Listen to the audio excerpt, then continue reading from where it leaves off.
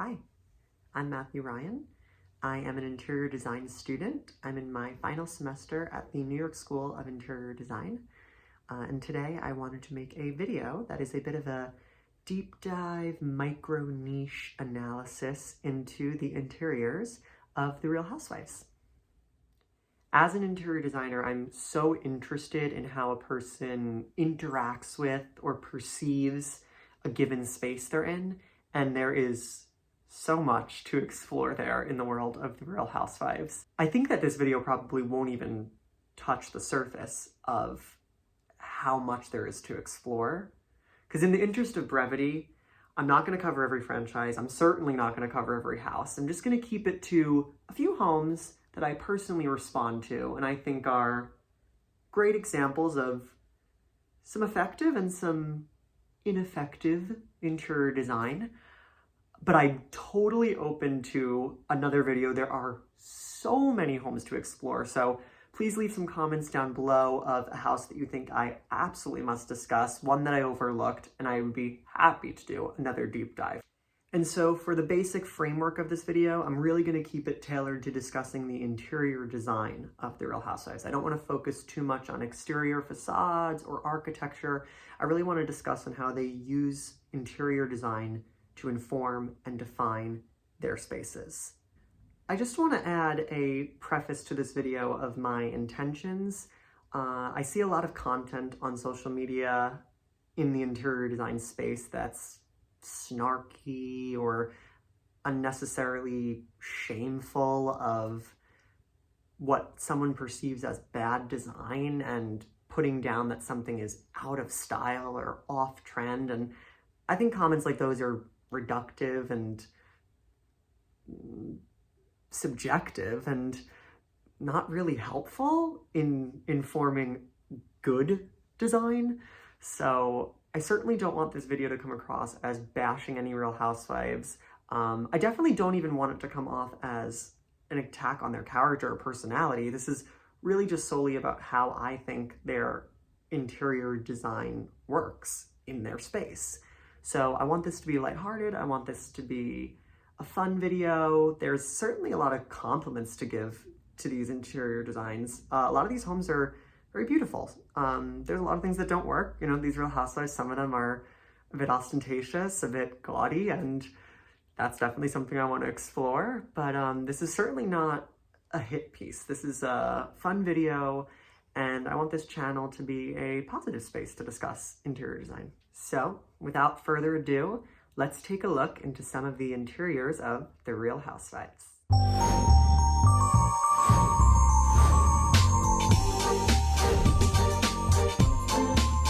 I want to talk about Shannon Beador and David Beador's marital home, the House of Horrors. There is so much energy in this house that is just chilling. For a woman who literally buried crystals in the foundation and consulted like multiple feng shui experts. Got a toilet right in your relationship area. I've never felt more uncomfortable with the energy of the home. And not from an interior design standpoint. The home is gorgeous. The energy of the people who lived in it and hated each other is palpable even in these photos. Take the glass up with you. I don't want to take the glass up with me. Why would I want to take the glass up with me? So that you have a glass of cold water next to you? Here we have the entry of Shannon's home. I think it's absolutely fabulous. I think it was Heather Dubrow said that Shannon put it as having grandma taste, and I think it certainly reflects a traditional style. But I think it's gorgeous. I think it's done really well. I mean, it's obvious that this is a show home. This is just magnificent. I mean, the millwork, the architectural detailing, the ironwork on the railings, stonework is just stunning. I love this traditional black and white checkered marble floor. I love the white being carried up in the marble on the staircase. I love the furnishings. I love having that center seating area. I think that's so great. I think it's always wonderful to have plenty of places to sit down in an entry. It's the kind of place where you want to just take a second to unwind, unload. If you have the space for it, I think it's great. Then there's Shannon's formal living room. Again, the details in this room are just gorgeous. The paneling, having all those mitered corners, having the parquet flooring. There's just so much fabulous interior design work. The mantle around that fireplace is stunning. I will say it's almost inherently feminine, which is not a bad thing, but I think this space could use a little bit more balance of feminine and masculine design. There's a lot of curved furniture. There's a lot of frilly things on the curtains. The swags, the cane back of those two chairs in that separate little seating area. It just skews to me one way too much. I think it needs a little more masculinity to make it look like a more well-rounded space, and whether that's just broader shapes in some of the furniture or if that's less fabric. There's plenty of ways you could have went about it, but I just think it's reading too feminine. And granted, this is a space that a woman designed with 3 daughters. You know, it's probably a lot of feminine energy in the house, but it's a bit skewed. And so here's another shot of the living room where I think it works much better from this angle. And that's another thing that's really important. You have to think about how you're going to perceive the space from every angle, because from this angle, you see 2 other openings into 2 rooms that have this really dark, masculine paneling on the walls. And that really makes it feel more harmonious with the white walls, and it feels like there's a lot more balance. It doesn't feel like this space is overly feminine when it's being flanked by these 2 more masculine spaces. It feels really orderly and structured. So I think it's important to make sure that balance is throughout the space, because if you weren't to see it from this angle, I would think it reads too feminine. The dining room has a similar issue to me. It just is inherently feminine in a way where it just doesn't feel balanced. The chairs and the drapery just have so much curve and softness to them that I wish there was just something a little more rectilinear happening or a little more structured. I think for a dining room, the wallpaper doesn't really work. To me, it's a bit nauseating. Like, I don't know if I'd be in this room and have much of an appetite. It's busy.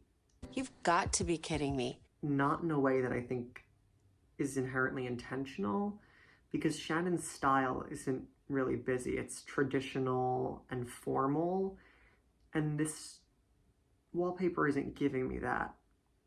The kitchen photographs a bit differently than I feel like it presents itself on the show. I think here, and again, this could be lighting, but here the cabinetry, which is beautiful, really clashes against the white of the countertops and the walls and the ceiling. I don't think that this kitchen has to be an all-white kitchen, but I think the creaminess, yellowness of the cabinets is really struggling against all the white, and I think I would either make them white, or I'd even bring in some color from the blue that's in the curtains and in the hydrangeas. I think this yellowy, creamy color is not blending right. The eat-in kitchen area of the kitchen, I really like the blue and white, I'll say. And I like that blue is sort of Shannon's pop of color of choice in this space. And I think throughout the home, really, it's like the most prominent color, because she's a person who likes a lot of neutrals. And it's clear she's really influenced by the French architecture of the home that she designed, and she carries that French influence through the interior. I just think the wrought iron is reading a little too outdoor furniture inside, which I don't love. It feels uncomfortable. It feels uninviting. It's not the kind of place I'd want to sit down and have breakfast. In this other shot of the kitchen, you see the brick backsplash she has behind the oven.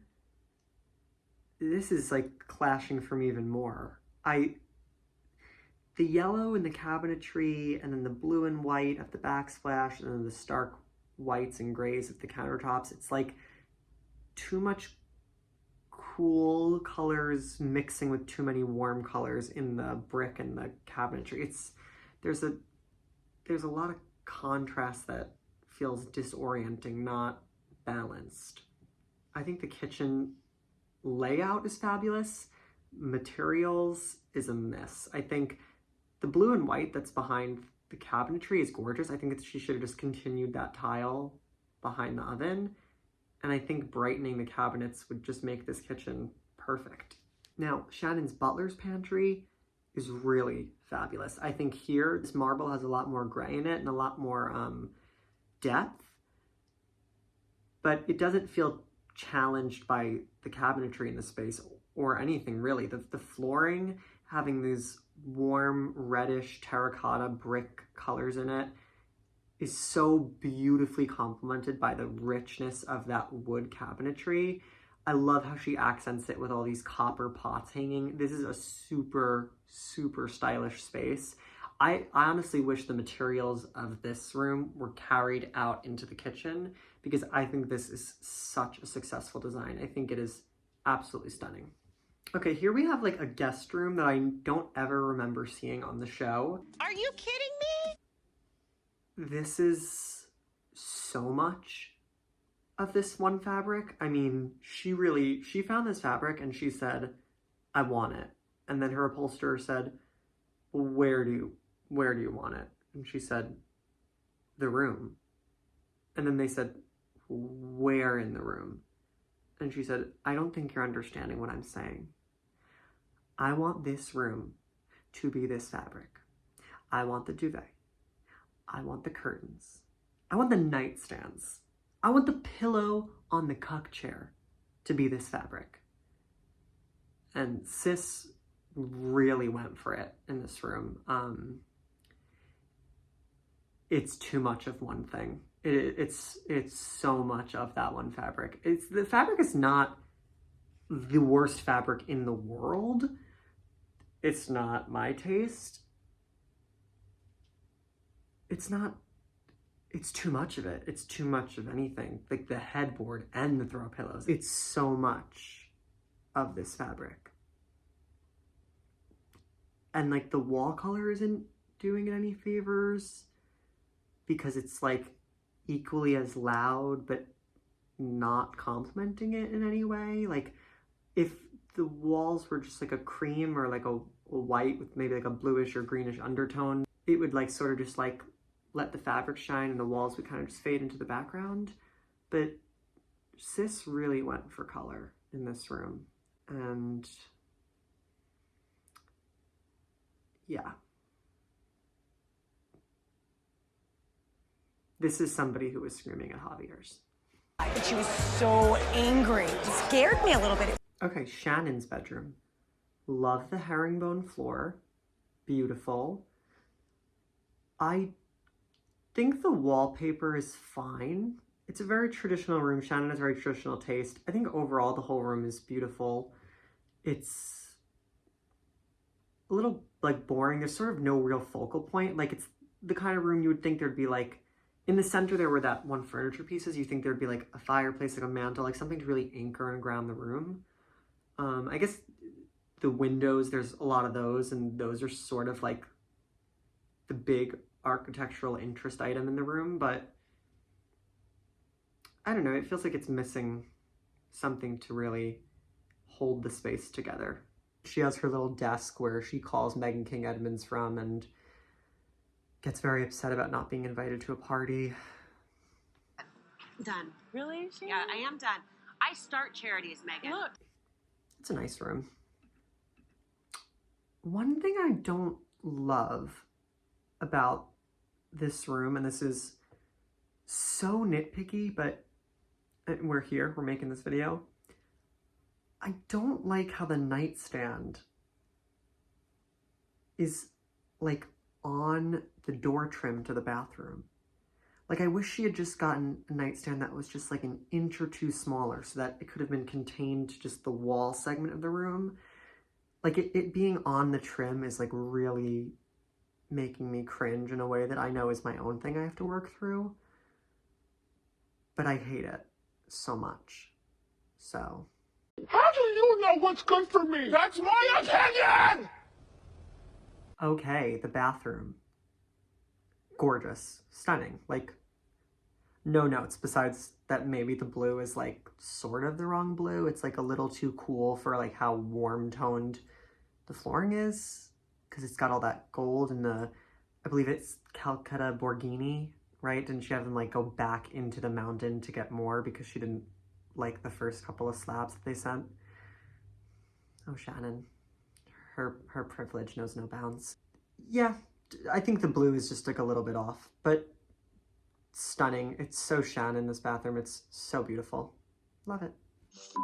Me right now. David, can you look up the directions on how to do an enema?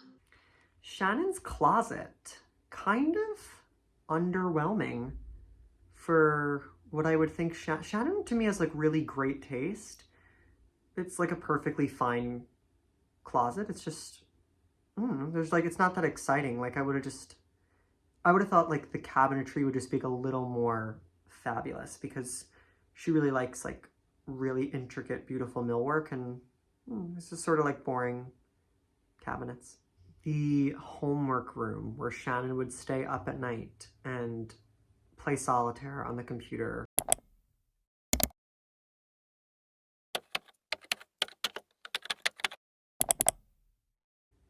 This room, I don't understand why like there's just like a random nautical theme to the room.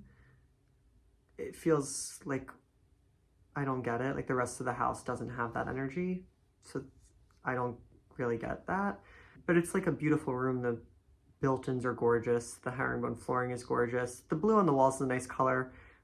It's just like the seating being like the red and the blue couch.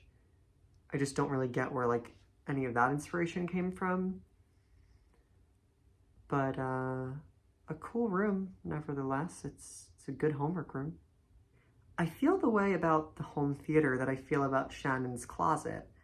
They're like on their face, like perfectly fine rooms, but I just like, I expect a little more from Shannon. I don't know, like I feel like you walk into the entry of that house and you're given this like promise of a really fabulous, traditional home. And then you get to certain spaces and they're like just boring and uninspired. And I'm like, huh, okay. Are you kidding me? Oh my God, I have to talk about the Beador basketball court. I mean, I really have no notes because I know so very little about basketball. I mean, you can play basketball in it. It's great. I mean, like visually it's fine. There's nothing I would change because I don't know anything about like basketball. So like, definitely don't think I could change any of those lines in the floor. I think those like have to be there. I guess I brighten the ceiling. I don't really get why the ceiling is so much darker than everything else. But that might be like a basketball thing. There might be like a reason you need that dark ceiling. So I'll just say that this room is perfect. Perfect. Much like the fashion show without fashions, this timeline was just pushed and pushed and pushed. The long, long overdue Chateau Shereé.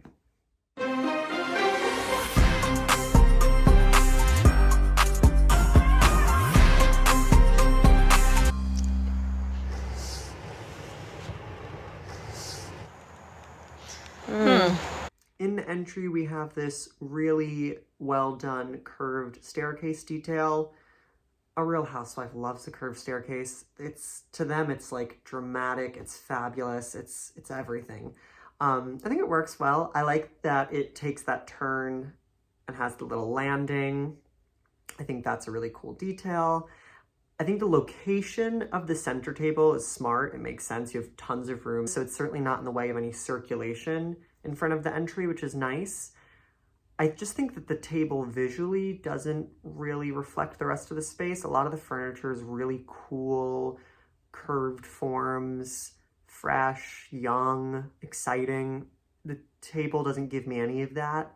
It's not the most awful thing I've ever seen. I just think that it's not the most exciting entry table for a person who I know likes wow and exciting focal features.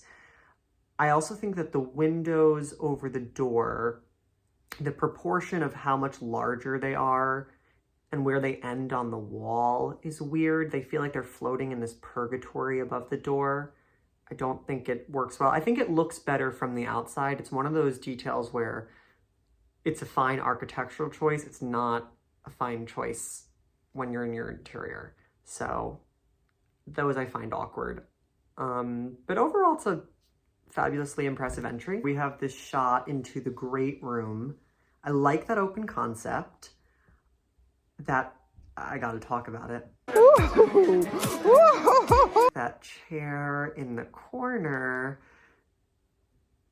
is a lot. It's, Shereé certainly loves the glitz. She likes the glam. She likes things that have a bit of attitude. This certainly has those qualities. I don't know if it's the most attractive chair I've ever seen. To its credit, I think the round back chair is supposed to be playing off of some of the more curvilinear forms that we're going to see in the great room. I just think it's too oblong, too out of the ordinary. I just think the chair feels out of place. So we've got this 2-story great room. I think that in this space, there's a lot that works well. There's some things I don't love, which we can get into as well. But I think I want to focus on what I love first, which is I love the seating arrangement. I love the way that you're pulled into this space by having all of the seating facing the opening of the room. I think that it totally encourages you to come into this room and mingle and talk and have conversation, which I think is great. Having this centered space with these curved shapes, like the curved couch, the round center seating instead of a center table, which just encourages more conversation. I think having these curved shapes in this curved room, it really reinforces a lot of the architectural choices into the interior design, which I think is super effective. I like that there's plenty of tables still with the absence of a traditional center table with our side tables, plenty of places to put down a drink, but it feels like this room is really focused around seating, which I think is important. There's tons of natural light. I think a lot of the upholstery choices are really effective. I think the sofa and the chairs and the pillows work together beautifully. I don't really love the upholstery of that center seating area. I think the gray is a choice. I think the gray feels like it's really competing with the interior design of this room, and I'll show you another angle that I think shows that better. I just don't think the gray on the walls, I don't think it's highlighting what's so fabulous about this room. I think the millennial gray is not really my favorite. I know you're probably looking behind me right now and thinking, what the hell is this? It's not my millennial gray, so I can't really defend it. I'm filming at my in-laws right now as my partner and I are renovating our home, but I think it works for them. I think it works fine in this room. I don't know if I love it in this great room. It's not giving me great. So here's another shot of the great room where I just feel like this gray is really competing with how cool this room is. There's a lot going on. The room has maybe too much going on in some places. Like the columns are a lot, the starburst lighting is a lot, the glossy flooring. There's a lot of elements that are a lot. But I don't think that's inherently bad. I just think that if you're gonna go there, go there. I think the gray just feels very much like an afterthought. It doesn't feel like an inspired choice. And not every choice has to be a wow, but I think this is a really wow room. And I think that even a bright white, which is a neutral, subtle color, would have had more payoff than this gray. The gray is sort of, it's not giving me much. So the kitchen, there is a lot I love about this kitchen. First of all, I think that mirrored backsplash, you know, it's glitzy, it's glam, but that's Shereé, and I love that she brought that into this space in the home. I think the thing that my eye goes to immediately that works, I love the two-tone countertop of the marble and then the wood to delineate what is a cooking space and what is a eating space. I think that looks beautiful. I think the polished chrome hardware is stunning, and I think it really complements that mirrored backsplash. I think the white for the cabinetry is a perfect white.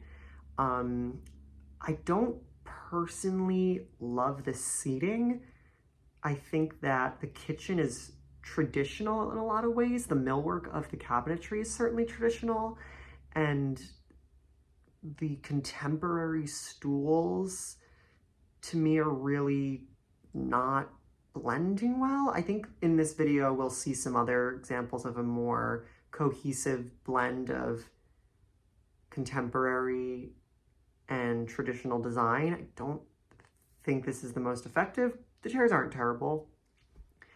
I think the only thing that I really don't love that's glaring at me in this room, which I'll give it a compliment first, is I love that the paint is carried up from the wall to the ceiling. I think it really makes a very inviting, cozy space out of this really large kitchen. I think it's beautiful. I don't love that gray color. I think the gray is really challenging even some of the prettier gray toned things in the space. I think the polished chrome and the mirrored backsplash are cool, and I think they're being diminished by this gray. I don't think they're being complemented by it in the way that I think it was intended. The lights over the island are not my favorite. I think what probably might have been a better choice was to have one longer light over the island, because I think having the 3 stools and then the 2 lights above it feels a little disorderly. I also don't know if I just think the glass spheres really like complement anything else that's going on in the space. Overall, a beautiful kitchen. I feel like I preached a bunch of positivity in the beginning of this video, and now I don't have a ton of great stuff to say about this dining room. Now I feel bad. Here's what I don't like about it. I don't think that the use of gold is effective, and here's why. I think there's so much gray tone in this space. I think mixing metals is so exciting, so cool. I love to do it. I love seeing it. I think there's so much gray in this space, and the addition of chrome, that when you have this gold brass metal, it just feels like it's being consumed by all this gray, and it doesn't have a space for it to shine. So the sconces on the wall and the center bowl that's gold on the dining room table feel like they're fighting with the space. They don't feel like they're given a platform to shine because they're competing with every other gray element. The fabrics are gray in the upholstery, in the curtains, the carpet, the wallpaper, the walls, that mirror, the chandelier. There's so much gray. They're being swallowed. And this is a personal preference thing, as most of these are. I don't love one focal wall. So I don't like that just this back wall has wallpaper. I think if you're gonna wallpaper a space, you should wallpaper the space. I think it should feel like an immersive experience. I don't like an accent wall. I don't think it works well. I think the colors of the wallpaper work really well with the colors of this space because it's a lot of grays and blacks. I actually think this room would probably look better if that front wall had the wallpaper as well. I think that gray on the wall is challenging the wallpaper. They're not tonally matching. And not everything has to match. Things can have contrast, but I don't think it's a good contrast. I think the lighting fixture over the table feels a little bare for how opulent all the other furniture in the space is. The vases are extreme. The dining table, the chairs, it's a lot. And the chandelier is very bare-boned. I think that really tall window that's tucked into some sort of dormer in the ceiling above is awkward. You sort of want to see where the window's gonna end. Oh. So if I'm going to... It wasn't clear. You weren't clear. I don't think it's effective. I think the marbling on the columns, it's a little cheesy. I'm so glad we have this living room because I didn't want it to come across before as I just don't like gray. I think this room is a wonderful use of gray, and there's so much of it going on, but I think it's done so well here. I think there's so much beautiful gray on the walls. And by the way, I think this is the exact same gray as in the kitchen. I just don't think it works in that practice. I think here, having it carried up from the walls to the ceiling works well because it's contrasted with the really dark gray trim that matches that dark gray on the curtains. There's another dark gray on the sofa. There's a really light gray on the lamp, in the rug. The center table has gray in it. There's so much great gray here that it works all symbiotically, and the space feels really intentional. And here, having the brass elements in the chairs, I don't feel like they're fighting with this gray. I feel like this gray knows its purpose in this space and is allowing you to introduce another color. I think the dining room was very chaotic, and the energy of this space is much, much more refined. And here we have Shereé's primary bedroom. I'll start with something I love. I love that gold detailing on the wall in the back. I think that is such an impressive wow moment. I think that the wallpaper and the dark green, I think the pink and the wallpaper and the green have a nice color story together. I just don't know if I can personally co-sign all this color in a bedroom. I like that it's dark because it makes it a little bit sexy, which I think is nice for a bedroom. I just think it's a little too much color than I'd be comfortable with in a bedroom. I think Shereé loves opulence, Shereé loves glam. I'm sure she's very happy with the way this came out. I would have just omitted the green probably. I would have just kept the green in the headboard and let that wallpaper wrap the whole room, and I probably would have just done the trim pulled from that black in the wallpaper, because I think you could still have this loud, colorful wallpaper if that's your style, to be colorful and loud. I just think with the green, there's a lot going on, and a lot's not necessarily a bad thing. I just don't think it is that visually appealing. Who gonna check me, boo?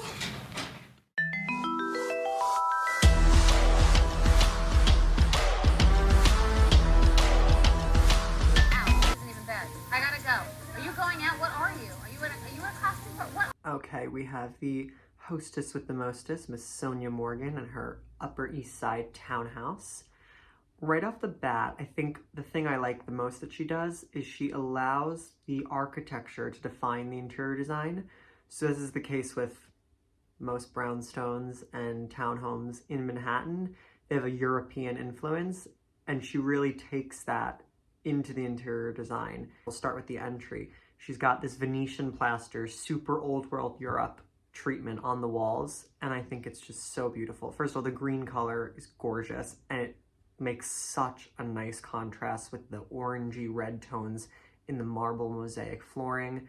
I mean, that marble mosaic flooring is absolutely gorgeous. It's very clearly hand-laid. It's stunning. There's a lot of really great antique pieces, and I know part of Sonja's charm on the show was, you know, her Grey Gardens aesthetic. Is Edie Beals upstairs? Sonia! But I love it. I think she's got some really great antiques here. I think it's a great use of color. I think this space works a lot better than some of the ones we're gonna see in this townhouse. And I'll say that I think the main problem is these are photos I found from the listing. I find this space to have the most character and be the most charming and the most true to Sonja's style. And I think that a lot of the photos we're going to take a look at seem like someone else was directing Sonja. So we've got the entry here, and for this, I saw two different photos where it was staged differently from one of the many times Sonja listed her house. Here, in the first time, we have this red runner, which I believe is how she had it for the majority of the show. I think the red works fine. I actually like the more updated photo, which I'll put here now. I think this cream runner just complements the trim, complements the walls. I think it doesn't detract from anything. I think this is like a perfectly more appropriate way to decorate this space. It looks like the furniture is really all the same, and I think this is a perfectly fine entry. It looks beautiful, it looks charming. There's a place to sit, which is great, and an entry desk, somewhere to sit down to take off your shoes. So like the living room here, I feel like in earlier seasons of the show, there was a little more color in here. And not that lack of color is a bad thing. I'm a person who likes to use a lot of white. I just think this space is sort of boring. A lot of cool architectural elements. The 3 openings into that back room. The windows are gorgeous. The flooring is fabulous. And the flooring's interior design. Obviously, Sonja wasn't around when that flooring was being made. It's an old brownstone, so she really has no control over that interior design choice. But, you know, I'll still give it a thumbs up because it's beautiful flooring. It's really intricate. The design choices that she made are just awkward. I think the dark wood side table, first of all, is massive. It feels way too big for this space. And I know part of that is the way this is shot. Some of the perspective makes that table look really huge, but the table's almost the same size as the coffee table, and it's just awkward. I think the seating orientation is fine. It's not too cluttered. I just think it's a pretty uninteresting, unexciting space. I like the symmetry of the mirrors and the lamps and the tables on either side of the couch. I just don't think that any of them are particularly wonderful pieces. And I would think that Sonja in her travels has some more exciting stuff. Okay, now moving into this back room where you have this absolutely gorgeous outdoor dining patio space, which to have in Manhattan is absolutely fabulous. I think in terms of the interior, the artwork is cool. It's, again, a victim of like the same sort of problems as the living room. It's got great flooring, great millwork, the doors, but these are all design choices that Sonja clearly was not involved in. And, you know, to recognize and to find and to buy that home means she has, you know, good style and she recognizes good things. But in terms of her execution of good design, I think the blue is a pretty color. It's pretty vibrant though, and I think it's sort of aggressive. I think this is a room where I would have probably preferred the white. The geometric gray rug feels so of a different time. The geometric pattern on it feels really counterintuitive to the charm of this older home. I guess that maybe she was going for a repetition of some of the geometric pattern that's in the parquet flooring. I could see that where there's the diagonal lines and the crossing, but I just don't know if it's successful. I also think it's covering up too much of that gorgeous floor. I think the gray couch is sort of the same deal as the living room furniture. It's just boring. It's not anything exciting. It's not bad. Let's take a look at the dining room, which, put a pin in that. I found a photo online, which must have been from another time she listed it, because as we know, Sonja listed this house and took it off the market about 37 times. In one listing, she had it staged as another sitting room. So I kind of want to talk about that for a second. I don't think it's bad, but I think it works much better as a dining room. I think it's important to consider how each given space interacts with all the other spaces and how they're all interconnected and the kind of access they should have to one another. So while it's perfectly fine for a sitting room to have access to the kitchen, it feels necessary for the dining room to have this kind of access to the kitchen. I love The Real Housewives of New York, so I've seen the show a few times. This is not the dining room set that Sonja used in the show. She had a very antique dining room set, which I think probably complements this space better. The space is clearly of a time. Look at the flooring detail, look at the chinoiserie wallpaper, look at the gorgeous antique marble fireplace, which is likely original to the home. I just think this modern chrome dining with this modern chrome seating feels so out of place. It feels it's connected to nothing else in the space. The rug, if you like leopard, you like leopard, but I don't know if, like, leopard to me doesn't read come dine. Like, leopard I could see in a library, in a living room. Granted, it's like a gray, muted. It's not like it has all the browns, all that richness, but it doesn't connect to anything else. Like the chinoiserie it doesn't circle back with anything. And not that every single thing has to be interconnected, but it should feel like it relates to the space, and it should feel like it has a place in this space. And I just don't get that rug at all. The kitchen. I don't have too much to say about the kitchen. It's a large kitchen for Manhattan standards. It's got tons of natural light, huge windows. I mean, that's so impressive for a kitchen in Manhattan. It's just sort of boring. It's dark, it's outdated, but, you know, beautiful millwork. It's the flooring, the terracotta is nice. It's, you know, it could use a little bit of a facelift, fresh coat of paint, or maybe strip the wood and give it less of that cherry color, something a little warmer and a little richer. Overall, it's fine. The countertops are a bit dark. The whole kitchen could use a little bit of a brightening up, but I don't think everything needs to be this white, bright kitchen. I think it's fine for what it is. It's a little bit utilitarian looking, but perfectly fine. Sonja's bedroom. This is an instance where I like that I can tell her real estate agent said, let's declutter a little bit. Let's make this look a little less lived in, because if there's one thing I know about Sonja's bedroom, that bedroom was lived in. It was a mess constantly. She was doing her best and worst work out of there, which typically was not very much work for Sonja. It finally feels bright and open, and you can really see the potential of this space. So I think it's really beautiful. I love the antique canopy bed. I think it's gorgeous. I like that she has these skirted fabric nightstands. I think probably I'm preferential to a nightstand with some sort of storage in it, because I think we're all like to keep things on our side of the bed, and to have it tucked away is nice. But if it works for Sonja, I think they're beautiful. I think the chairs are gorgeous, the desk. I really think this is a beautiful, successful interior. It's got a wonderful balcony and view. The wall treatment is fabulous. I'm not crazy about the diagonally running flooring, but it's certainly not bad. That's just a personal preference. It's gorgeous flooring. I think it could probably use a nice stripping and a little less orangey. It's sort of a little dated, but it's beautiful. I need something that's suitable to watch a movie.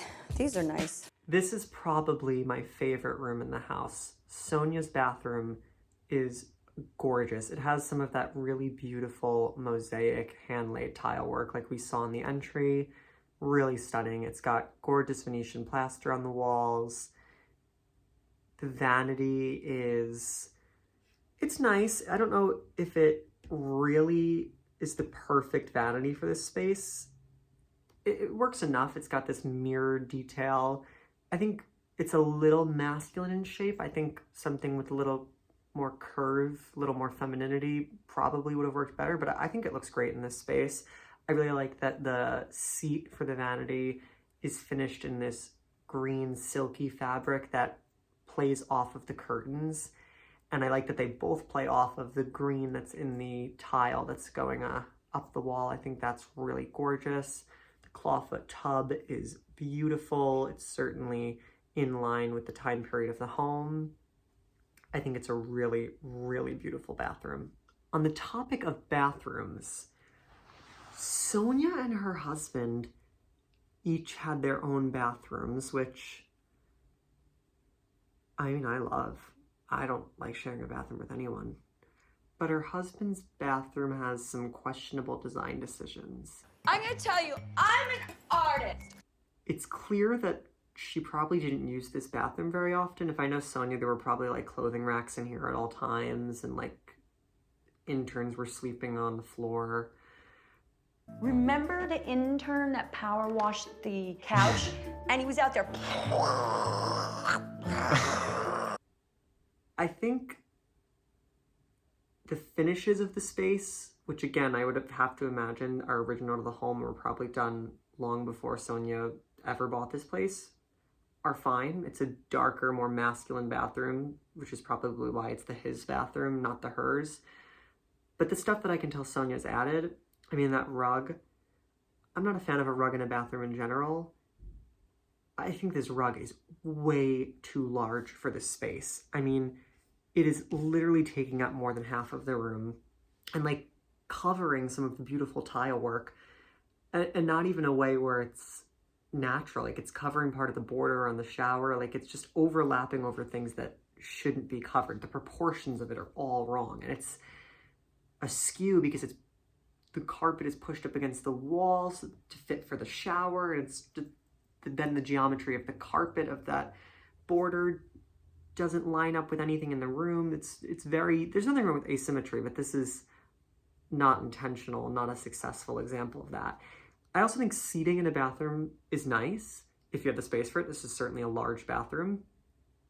I think that seating feels particularly large though, even though there's still tons of room to walk around, so it's technically not too large for the space. It's not like the space feels encumbered by that seating. I just think it presents as a really massive seating area that just feels wrong for a bathroom. It feels like while there's still plenty of space, it still is taking up too much space. Then seating should be accounted for in a bathroom where you're not doing a ton of sitting. So I think it just feels a little awkward. I also just don't think, I think the rug has some blue in it, and I think she was going for, there's blue in the floor, but they're not close enough in color to work, but they're not far enough where it's like an intentional contrast. I think it just doesn't blend well. So bitchy to me. I mean, what did I do? I never Who did was so anything. bitchy to you? And you know, artists are supposed to be forgiving of all faux pas.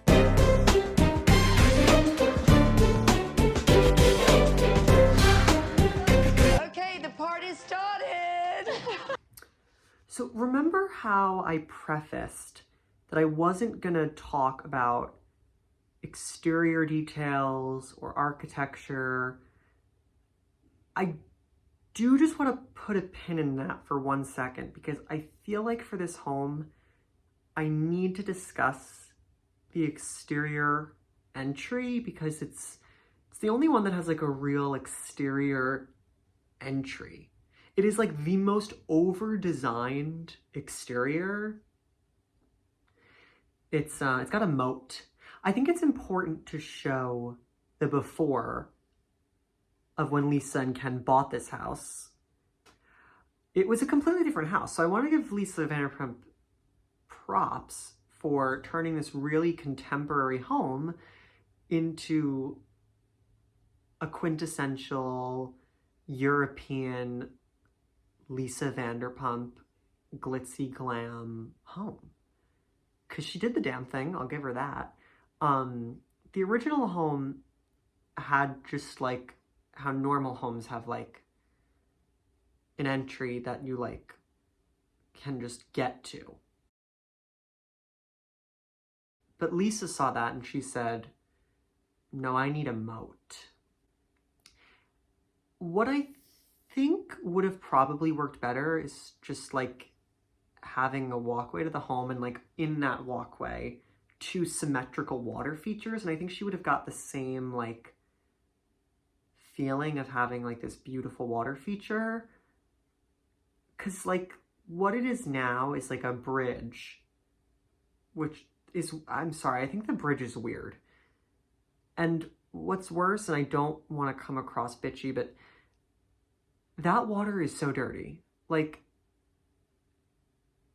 is there nobody they could hire that can like shock that water daily and like make it an attractive blue color? Because like, what in the green swamp?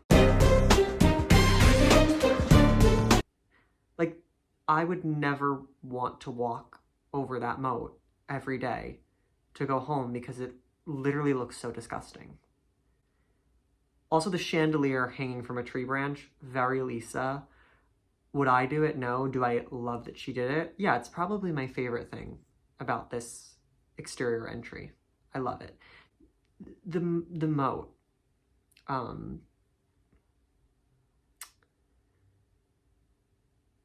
Yeah. No notes on the moat. This is too bitchy. I shouldn't say it. I'm awfully glad I did. All right, let's go to where this video is really going. Let's go inside. Okay, let's get into the entry. I think it is such an effective design. Do I think it's gaudy and there's a lot going on? Sure, but I think it works. I think it really works because I think that's what she's going for. I think it's okay to go for a lot.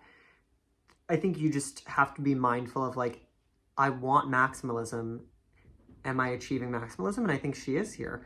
I think there's such a balanced layer of materials. I think having the antiqued mirror paneling on the wall and then an actual antique Venetian mirror on top of that is such a great use of maximalism. And I think it looks stunning. I think having iron and wood and stone, she's using like a lot of different materials, and I think that's creating a richness that is so wonderful here. I think using the curtains here to frame the doorway is such a smart design because it adds this bit of femininity to an otherwise masculine interior, which I know sounds crazy because it's Lisa Vanderpump's entry, but if you look at the architectural details, it is pretty masculine. It's got this really rectilinear form. It's got this really hard stone flooring, and the drapery really just softens that up. I think she has some really cool antique pieces. I like that she took this contemporary home and really challenged that old world meets modern, and I think she does that so well. In the living room, first of all, the view of the pool and the hills is just fabulous. I think what she does really well is she keeps a lot of the contemporary details of the home and she plays off of them by juxtaposing them with really traditional or antique furnishings.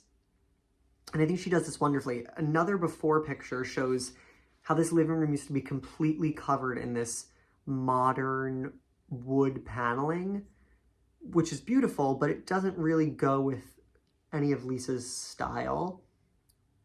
But what she does is she keeps the built-ins and then removes the paneling so that there's some white wall there to break up all that wood, but then she keeps the wood around the doorway. So you have this really nice juxtaposition of these solid, glossy wood architectural details that are then paired with like a soft pink upholstered chair. And it's this perfectly balanced that is so on-brand, sexy Lisa Vanderpump, masculine, feminine energy. And I think it's so intentional and balanced for the space.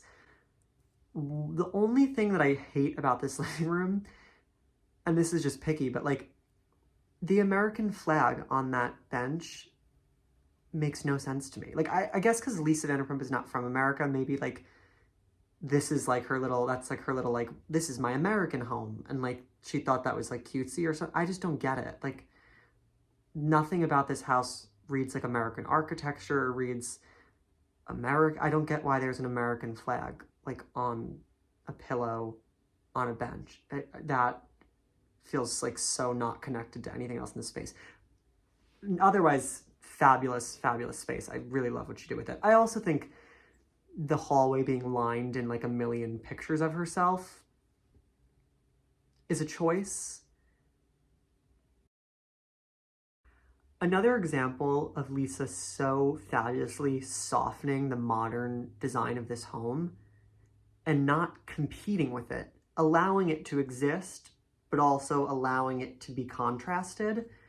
I love the way she puts this soft, curved bench with this fluffy pillows right in front of this expansive, masculine glass contemporary window overlooking the hills. It's such a beautiful juxtaposition. I may take back what I said about the moat. This might be my least favorite space of Villa Rosa. I think the house on the whole is so successful because Lisa's very aware of her style. This is one of those rooms that just feels like it lacks self-awareness. There's so much, everything is like high gloss, high glamour. There's a lot of white, there's this glossy flooring, there's a lot of hyper feminine, borderline like gaudy furniture. And some of those things are nice, and she's able to balance them throughout the house. This space is lacking in refinement. It's too bright, it's too white, it's too much mirror, too much pink. I'm so offended by that. I can't tell you. I can't tell you. It seems like in all the other spaces, Lisa understands how the glamour and the gloss is only heightened by contrast and reserving some things to be subtle. Because then each time there is something glamorous, it really gets to be a wow factor. The custom built-ins, which are so intricate and beautiful, they're just overshined. Everything is a 10 on the fabulosity scale, that the room feels like it's not being anchored or centered by anything. It feels like there were no grown-ups in the room when this design was happening. I think that's such a insult.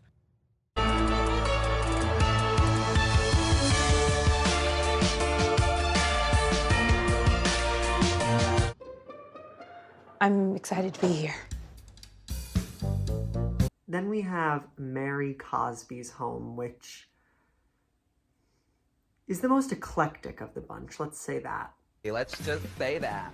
She did have green carpet in her living room, which she no longer has. I think she said it was because her dogs kept mistaking it for grass, so there's that. I think the dogs did her a favor in that regard.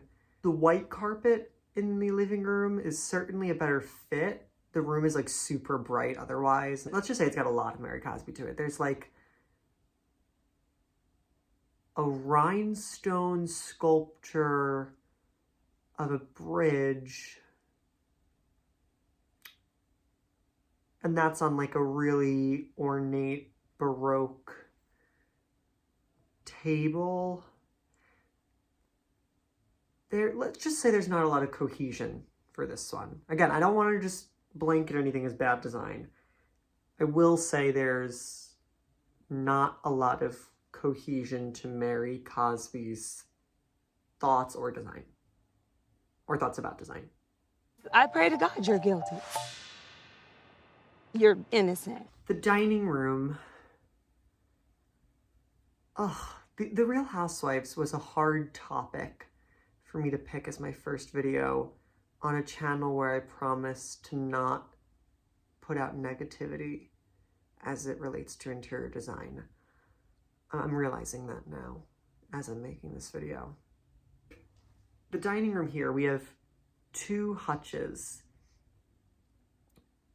To me, it seems obvious that you would put them far apart in the wall with some sort of something in the center, be it seating, be it if there were a fireplace there, something in the center of the room. But instead, she has the two of them just next to each other, which feels strange. It feels like you should have just got one big hutch. And then she has a gold couch at the dining room table, which I know some people like unconventional seating at a table, like benches and sofas, and which I don't think is wrong. I think there's no rights or wrongs. I think this couch just doesn't match with the other furniture. Like the gold chairs that she has, I feel like she saw these chairs and that couch and said, well, they're all gold, so they'll go in the dining room. Speaking of places to dine, the eat-in kitchen.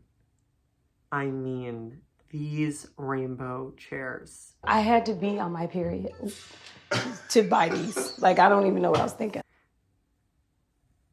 With the insanely high backs, Mary is nothing if not a lover of spectacle and fashion. I appreciate that she has her own sense of style, I don't know if she communicates that as well in interior design as she does with fashion. I think she dresses a lot better than she designs homes. I think it's not even that it's so much color, because we've all seen homes that have way much more color. I think it's so much color not done thoughtfully, because the chairs themselves have so much color, but then they're just like in this white room. And it's only 2 of the chairs have a ton of color because the other ones are white and black. So it's like, okay, are we going for maximalism in color or are we not? It's such a disconnect from each design decision to the next within the same room. On the topic of color and design decisions and Mary Cosby, I mean, I have to talk about the kitchen. She thinks it's like a breakfast at Tiffany blue, which is weird because she has like actual Tiffany blue in other details in the kitchen next to it. So like you realize how it is not Tiffany blue. It's like a reminder that like, this is what I'm going for, but it's not what I did. Is that okay? It's like she's asking you to allow it. It's kind of a wild choice. I've seen some beautifully done blue kitchens. This feels like a kitchen that was never meant to be blue. She bought this home and she wanted her breakfast at Tiffany's fantasy. And so she did this not Tiffany blue. And I mean, it doesn't go with the countertops. The chairs at the peninsula area are very outdated. Honestly, the kitchen is like pretty outdated. To her credit, she did carry out that blue onto the Eden kitchen area at the little bench where she has black and white Chanel branded pillows. It's hard to tell what brand it is, and also if they're real. If I see something, I think something, I say it.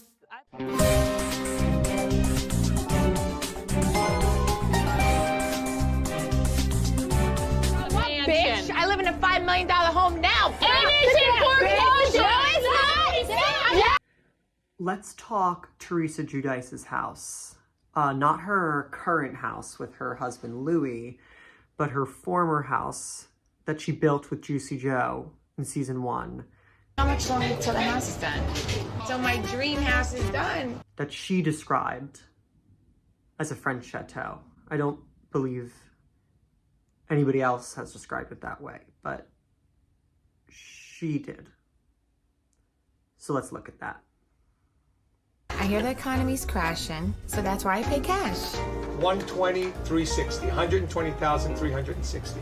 So looking at Teresa's house, I feel like I have to do a bit of compare and contrast, because the best quality pictures I could find online were her listing it, but it's plagued by this,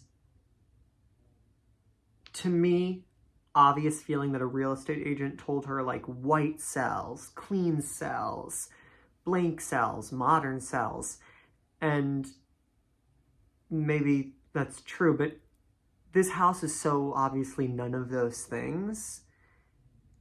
And so there are some areas where you can totally tell everything in the room is like an afterthought.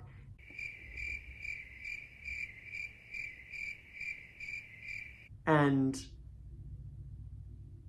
I just feel like it's not a fair analysis of this home, because like I remember like watching this house be built in season 1. Do you like what I picked out?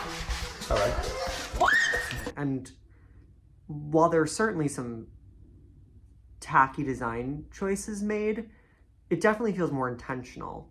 Where like some of these pictures literally just looks like someone painted all the walls white and stuck furniture in there that like was never supposed to be in that room for the sake of like staging for a photo. And it's hard to judge like interior design off that. So I'm gonna be going back and forth. So in the entry here, we have the double staircase. I mean, could you get more Real Housewives? We have a center table, I like. Not the table, but I like a center table. Beautiful chandelier, cool ironwork on the curved staircases. I think it's cool that she has this opening and 2 little coat closets, I presume, underneath the stairs. I think that works nicely. I feel like a kinship to this home just because of like, I remember watching it be built. We've been building our dream house for the past 3 years. The black flooring against the white walls actually works. And I only say actually because, again, this was one of the pictures where I then found the original picture, like for the majority of the show. And I thought, oh, it used to look so much better when it was like creams and stuff. But I actually think the entry works with both applications. I mean, the first one is like certainly more gaudy and gold and creams and rich colors and dark and Tuscan. And I mean that in like 2010s American interpretation of Tuscan, not like actual Tuscany, Italy, just to be clear. Ha ha, laugh, funny. That's funny? To me, it's funny. Yeah, do you have a sense of humor? These newer ones, they just feel less purposeful and planned. Like, I don't know if I'd say the earlier ones inherently look better, but they certainly look more intentional. And I think part of design is intentionality and like, what is this space meant to be? What does this space want to be? What is this space asking to be? What am I asking of this space? So I will say though, in the entry, I don't think the white looks terrible because I think the white and the black is classic. I think there are some other rooms where you see like this stark white walls and you're like, that is not what this house is supposed to be. Okay, then we have the dining room. It has another case of the entry where I don't think the white looks terrible in this space, like the whitewashing of everything, but keeping the original like furnishings and stuff. I think it's fine. I do think the original space, while being incredibly gaudy, I feel like ambushed today. does look more cohesive. It feels like the things were intentionally picked out to cohabitate. Whereas I feel like it just seems like a happy accident that all of these different pieces don't look so bad against a white wall. I don't hate it, but I don't love this by any means, either of the iterations. It's perfectly fine dining room. It's very Teresa, it's very Jersey. It's like I can't do anything right. The kitchen's a bit of a coin toss for me. It's like the actual kitchen area of the kitchen, I think, is laid out nicely. It's got nice millwork. I think that she brightened it up. I think it used to be all wood, if I'm not mistaken, and then she painted it white. I think it actually works really nicely. The eat-in kitchen area of the kitchen is where I feel like it's disjointed. Like, I feel like this was not the original seating and table. I feel like it was like a round table with different chairs. Not that inherently a round table and different chairs would make the space better. I just think that like this blue color comes out of nowhere. Like, I don't get what is like this deep navy-ish cobalt blue. Like, I don't like that. I don't like the rings on the back of the chair. The columns with like the little swirly detail, I don't think those are structural. I don't think they look that great, so I don't get the point of them. Yeah, whatever. Maybe they're structural. Even still, I think the swirl design is strange. I'm so pissed off right now. I like in the flooring how the eat-in area is separated from the actual kitchen area by having the tile run diagonally like a diamond and then run just in a traditional square for the kitchen. I think that's a nice way to break it up and yet still keep it the same flooring so it feels like one space, but with separate designated areas. I like that. I think that's a nice design choice. That's fine. I love that. As we get into the great room, like, this is where I really meant that I don't understand the just like painting it white for no reason. I love a white room. I think my great room in my home is white. This is so not meant to be white. And I'll show the pictures of what it used to look like. Again, I'm not saying that that is fabulous, and that is the only way this room should be designed. I just think that there's a bit more intentionality there. I think it's clear that that was the vision for the space, and this white is just such an afterthought. The furniture in this room too, it's so modern, and it's not in the way where, when I was talking about Lisa Vanderpump's house, you have this beautiful juxtaposition of modern and old world. Here you have a really French chateau style interior that's just been completely whitewashed. And then these really contemporary sofas and benches. They don't feel like they belong in the same time, in the same location. They're so disoriented from one another. There's also just one primary sitting area, and in a great room of this scale, like it's so large, in the before pictures you see there's more than one designated seating area. I think when you have a space this big, you need to break it up like that, because having just one seating area for people to congregate, you're left with so much vastness around. And sure, is it nice to have big open spaces? Yes, but it certainly doesn't promote what this room I think is supposed to promote, which is conversation and socialization. Like, I don't feel comfortable to do any of those things in this room because it doesn't feel like this room is asking me to do those things. It's not a very inviting environment to feel like there's 2 couches and a couple benches in the middle of like a banquet hall. Not go there. And you know what? I'm done with you. Done. Done, done, done. All right, this little half bathroom.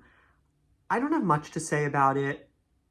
Again, it's very gold Teresa. I will say the gold painted floor heater is comical to me. It's the only reason I included this bathroom. I think there's something comical about like applying gold gilt to a floor heater. I just think it's funny, and I like that Teresa did that. Like, I don't know if I think it looks nice, but you know she was like excited about this being like the bronzy, orangey, gold bathroom, and she's like, that floor heater has got to be gold. No, because you know I'm telling the truth. I can't. All right, Teresa's bedroom.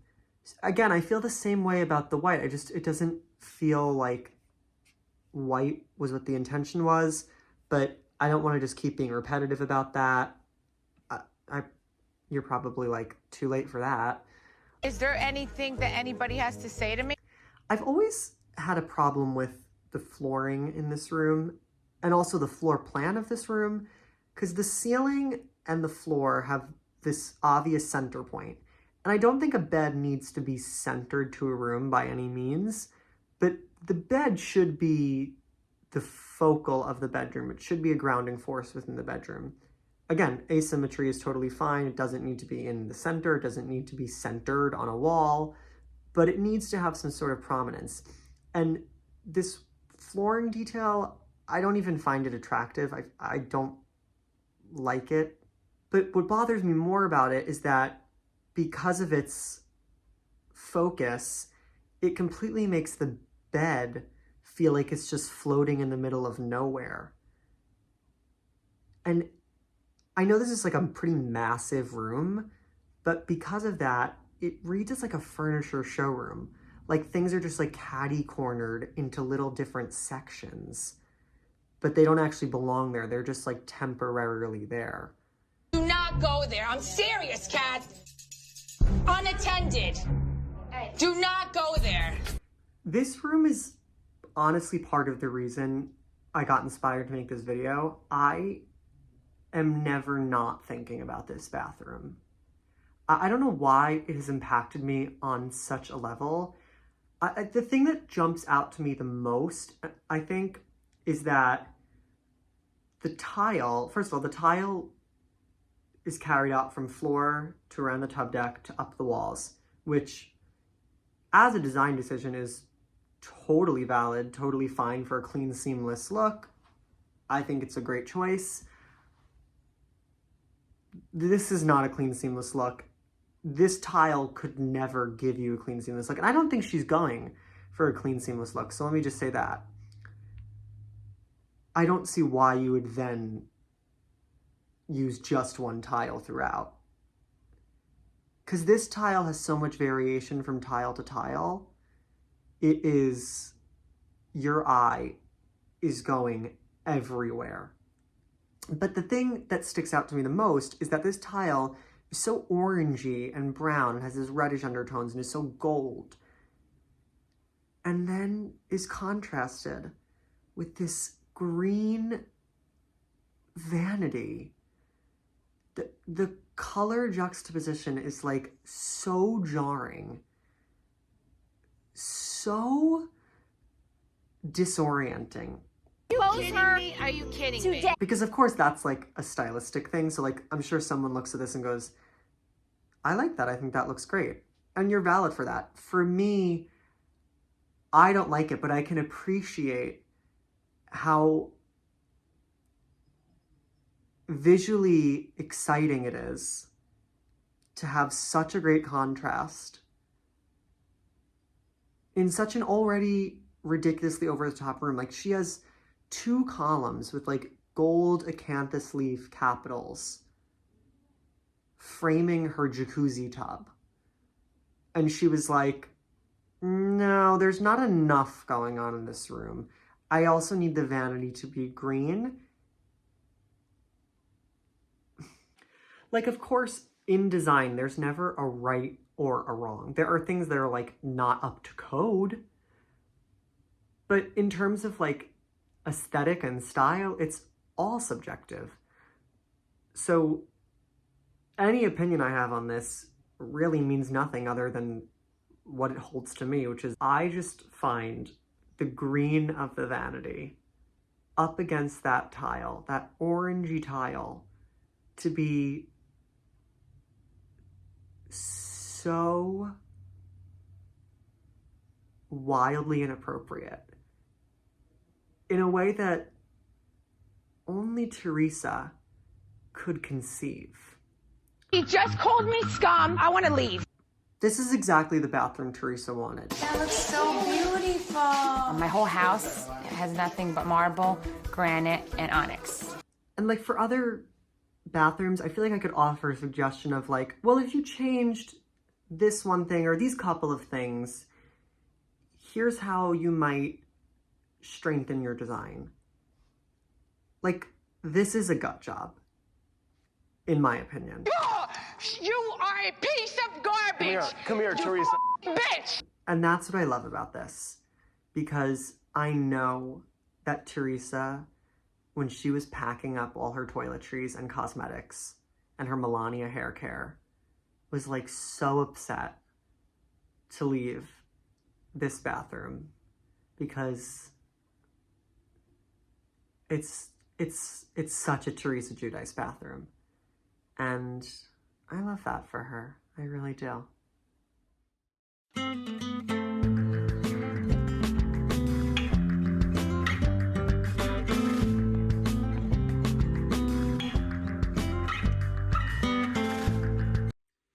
Just want to say thank you for watching, and please leave down below any comments of any wives I didn't get to today that you would like to see for a part 2. I would be very happy to do that. There are so many more homes to delve into, so much more to dissect and discuss. So I hope you guys tune in next time. Thank you. This is Barbara. Say bye-bye.